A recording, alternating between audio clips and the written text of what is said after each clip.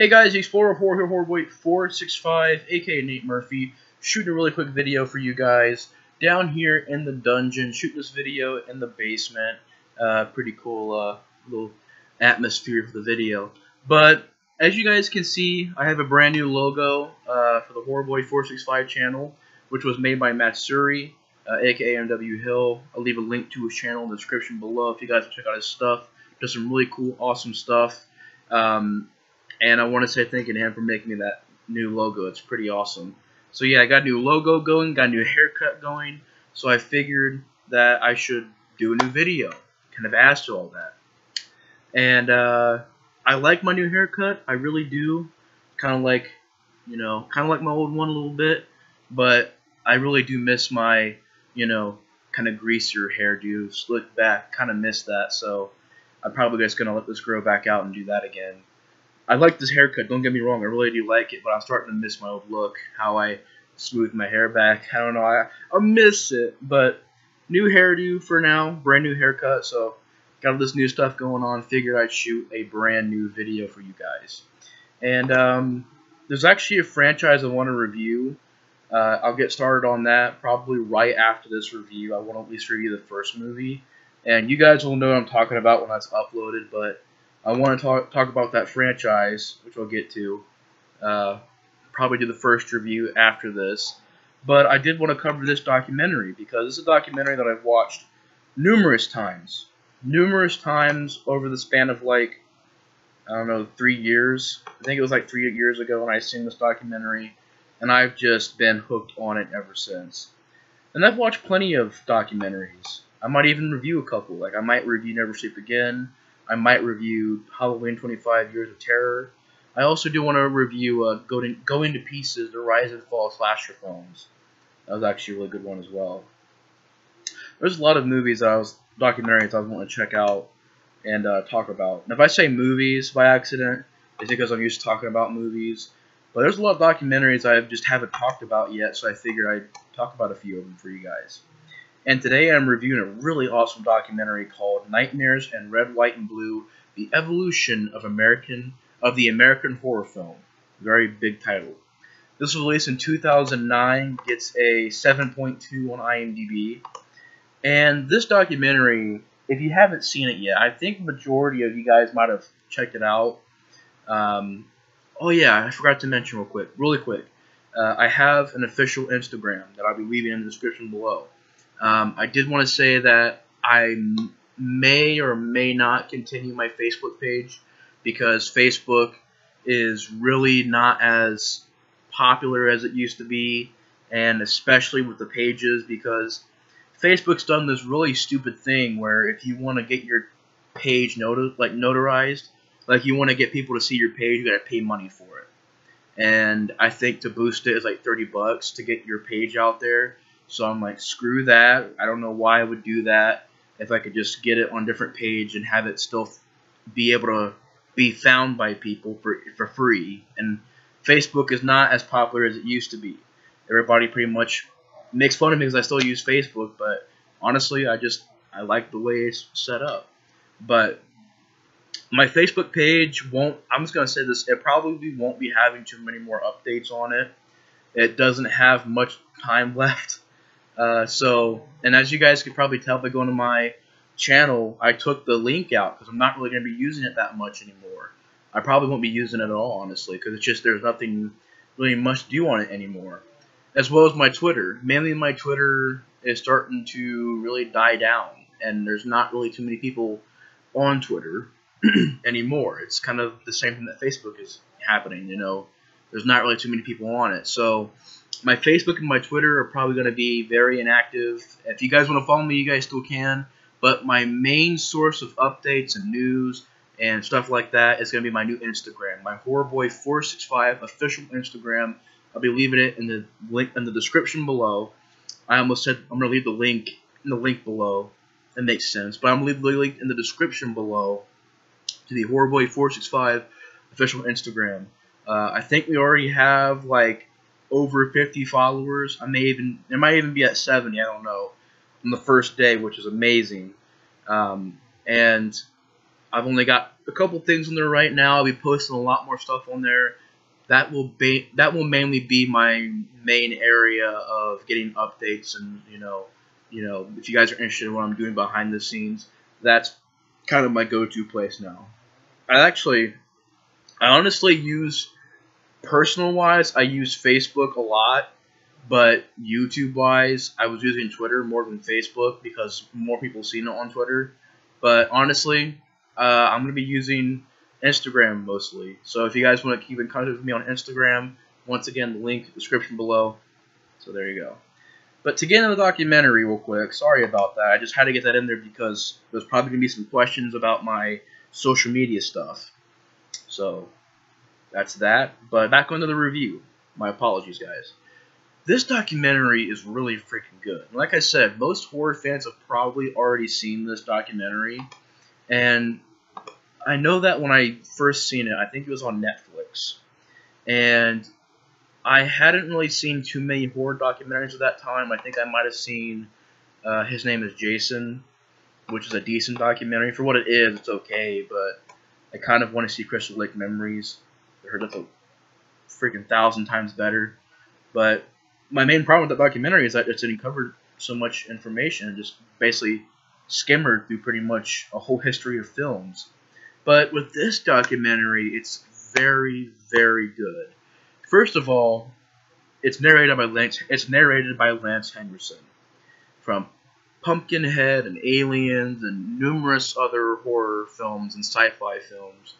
And I must say that Lance Henriksen is an amazing narrator. I almost said moderator, but he's an amazing narrator, and he really gives this.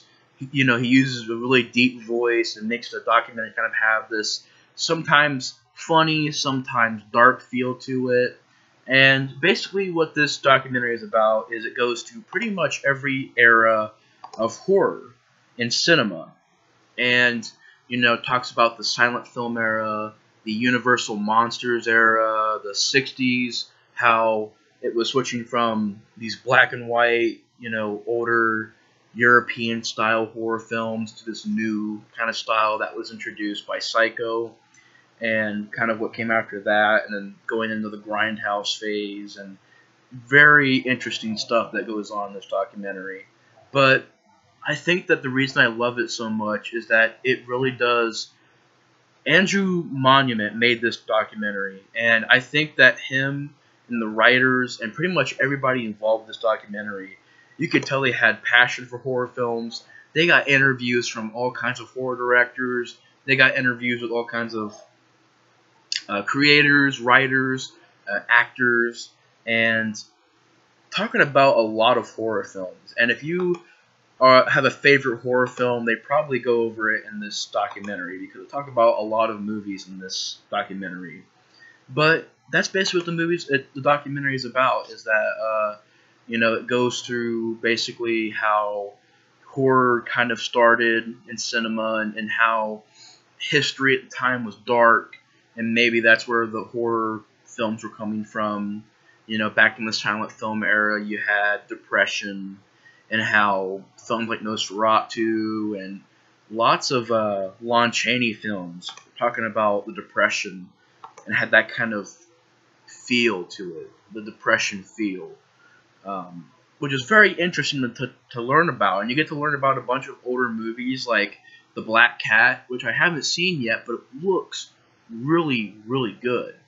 It talks about a lot of Lon Chaney's earlier stuff, Nosferatu, Phantom of the Opera. You get into the monster movies, Tarantula, and is there a movie called They? I think it's a movie called They or something like that. There's the Tingler. Talk about that. Talk about the man with like the X-ray eyes, whatever that movie's called. Basically, they go through like all the monster movies. Talks about how back in the day there was the fear of the atomic bomb, and there was a bunch of movies made about it, and how maybe what would happen if radiation happened? Well, there'd be giant, ants and spiders and creatures, and how cinema kind of used that. And the silent film portion of the movie is actually pretty cool because it talks about European migration over to the U.S. and the American dream, and basically it's basically taking history, American history, and also talking about horror history, and then it kind of looks at it with horror and history combined. So like maybe how this event led to this movie and this time period led to these movies. So I really love how they do that. Lance Henriksen does a fantastic job narrating this documentary. Very well job. He needs to narrate more movies or documentaries. I keep calling them movies. If I say movies, screw it. You know what I mean. But Lance Henriksen needs to freaking narrate way more movies and documentaries because he does a great job in this particular documentary. And it goes through after the silent film era, Lon Chaney. It goes through the psycho portion of history, where there's the more thrillers, movies about suspense and slow building atmospheres, and talks about how back in those days there was the racial tensions, there was the government tensions, the military tensions. Talks about drugs being used in films, like the film The Trip, which was when drugs were really, starting to take off in America. Kind of goes to the early Grindhouse films and how they showed excessive violence because of the times. And, I was really interested in that. And there's also a documentary about Grindhouse, and I can't find it. It's not on DVD that I found. It's called American Grindhouse. It came out in 2010. And it goes through all of the Grindhouse movies, basically the history of Grindhouse and exploitation movies. And I want to see it because I'm a really big fan of exploitation movies. Really big fan of them because they're just very unique. They're very unique films. Absolutely unique films.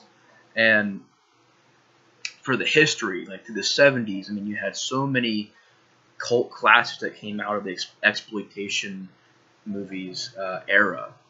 And there's a movie called American Grindhouse I want to check out, but I can't find it on Netflix. I can't find it on YouTube. And I can't find it on DVD. So I have no clue how I'm going to watch it. Maybe one day I can. Most of the other documentaries I want to review I can actually see, but that one I just can't, but I wish I could. I know Netflix had this one where it was like a really ambitious title, like machete wielding women maniacs, something like that. That was also a documentary about exploitation movies, but I don't even know that's on Netflix anymore. But yeah, it goes to the exploitation kind of era and horror films, and about how the video nasty stuff, and how over in the UK they were banning horror films, and how horror films were starting to get more and more violent, and cinema was starting to show more and more. It even goes through Blood Feast, which is a movie that I've wanted to see forever because it's pretty much the first actual extreme gore movie. I mean, it's debatable. You could say Night of the Living Dead is the first gore movie. You could say that Psycho is the first, not gore movie, but killing movie, which it really is. But we're talking about gore. Most time it's either Night of the Living Dead or Blood Feast. And Blood Feast is not just one little shot of gore. It's like people getting their tongues ripped out and intestines pulled out. First time that it was shown in cinema, and they labeled it as pornography and stuff like that. It was a very big deal back in the day. Now, granted, I've heard that the special effects look horrible, but I've seen clips from Blood Feast, and that does not look like fake. It looks honestly pretty good for the 60s. It honestly looks pretty decent. Now, again, I haven't seen Blood Feast, but if I did, and the clips I have seen, it actually looks like some pretty good special effects at the time. So I don't know, maybe I'll have to watch it and see what people are talking about. But then it talks about that movie and the director of that movie and how he made the movie called, I think it's called Wizard of Gore. And he basically is like the king of gore. That's what he's known as. I want to find his name, so I'll get on IMDb here and look at the director. Blood Feast came out in 1963, so it had to have been like the first kind of gore movie. Just crazy it came out that long ago. But Herschell Gordon Lewis, who has made Wizard of Gore, he's made all these earlier type of gore movies, talks about him, and they even have interviews with him talking about Blood Feast and all these other movies he's made. So that was awesome. Talk about the Hammer movies, the Dracula movies that came out. Talks about, how in the 80s it was all about consumerism, and, you had Reaganism that was going on from Ronald Reagan, and talks about They Live, talks about Halloween and the slasher films. That was pretty awesome. Talks about how we got into the 90s, and that was kind of like, it really is. Honestly, you look at every decade of horror, and every decade has its own genre of horror. You look at it. Even the last decade had that torture porn. Well, I say quote because honestly, I'm honestly a fan of the Saw movies because they honestly have a good storyline going on. Granted, the storyline was starting to go way off the tracks, but still, Saw had a decent storyline. I was a pretty big fan of that storyline. Hostel 1 was okay. Now, I could see what people say about Hostel Part 2, and Part 3 is okay. It's not terrible, it's not great, but it's meh. But back in, from 2003 to, 2009 was when we had those torture porn, gore movies that were coming out. You had, Rest Stop and Wolf Creek, and the list goes on and on. Joyride, Wrong Turn, all the Saw movies, all the Hostel movies. Basically, you were having a bunch of movies come out at the time. You can even say Boogeyman had jumped into that trend because Boogeyman 2 was one of the goriest movies in that series. And, granted, not a very good series because the original Boogeyman from 1980 sucked. I haven't seen the Return of the Boogeyman. And Boogeyman from 2005 was eh. And Boogeyman 2 is my favorite because it's a really good slasher type movie. And then Boogeyman 3 is just trash.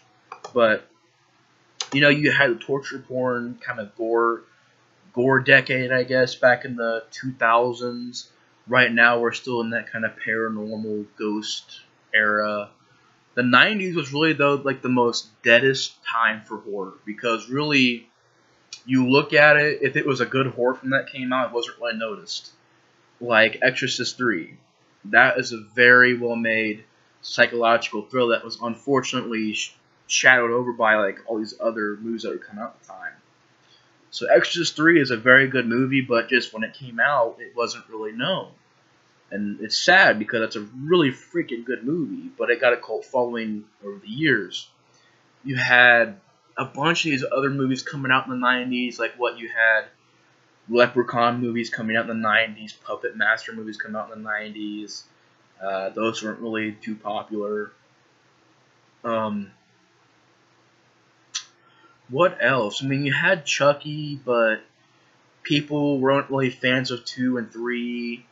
And Bride of Chucky is debatable. I personally love 2 and 3, and I actually really enjoy Bride of Chucky, but most fans hit those are the kind of questionable ones. Personally, I don't get it, but that's just the overall fans' opinions usually.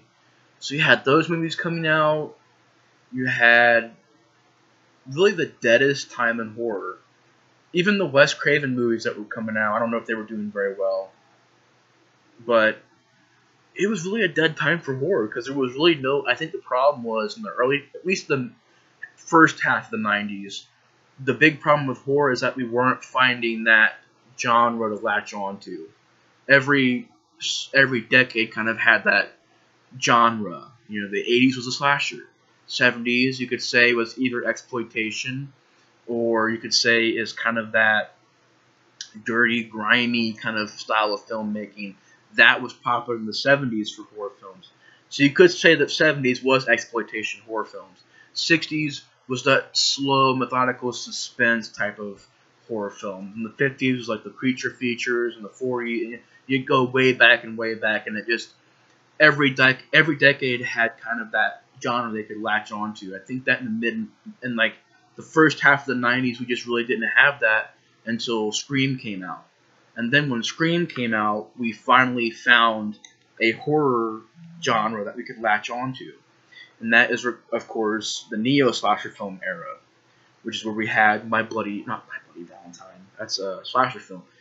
I Know What You Did Last Summer. That's what I was thinking about. I Know What You Did Last Summer, the Scream series, The Faculty. You had Dracula 2000, Urban Legend movies, which I haven't seen the second one, but the first movie was it was okay.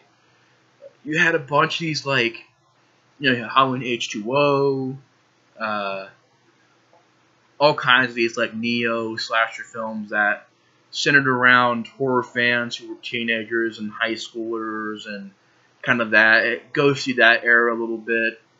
And then it starts to go into the more modern type of horror. It talks about how after 9/11, horror filmmakers were kind of expressing the horrors of the time, and how there was footage of the war that was going online and through TV, and it was very gory, and how filmmakers at that time had to kind of shock the audience, but they had to up the ante with more gore, more shocking stuff. And that's why back in those days, there was those really extreme horror films that I honestly enjoy. I think that Wrong Turn 2 is fun. I think Wrong Turn 4 is great.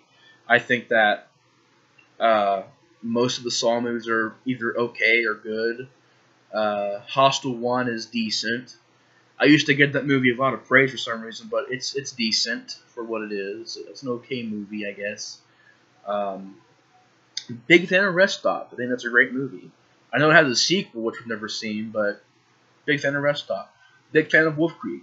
Those are two really good movies from like that kind of torture era. But it goes through that, and it says like the future of horror, basically talking about that a little bit. And if you haven't seen this, it's a very good documentary. If you're a horror fan and you want to see kind of American history tied in with horror films, and they literally go through every single film era of like horror films. It even talks about the first adaptation of Frankenstein, which I've seen, and honestly, is it watchable? Barely, but you can kind of see what they were going for in that movie. I think it's the oldest film adaptation, maybe. At least Frankenstein is the oldest film adaptation. But it talks about that, and it literally goes back to the beginning of like when film was invented. That's how far they go back and look at stuff in the 20s, and the 30s, and the 40s, and it goes to the 50s, and the 60s, and then the 70s, the 80s, and the 90s, and it gets to the 2000s. It literally covers every single decade of horror. And it goes through some of the greatest horror films of all time. The Fly, The Brood, Terrordrome, Halloween, Friday the 13th, all the slasher films, Scream. It goes through Hills of Eyes and all these movies from today. And, and it does a really awesome job of doing that.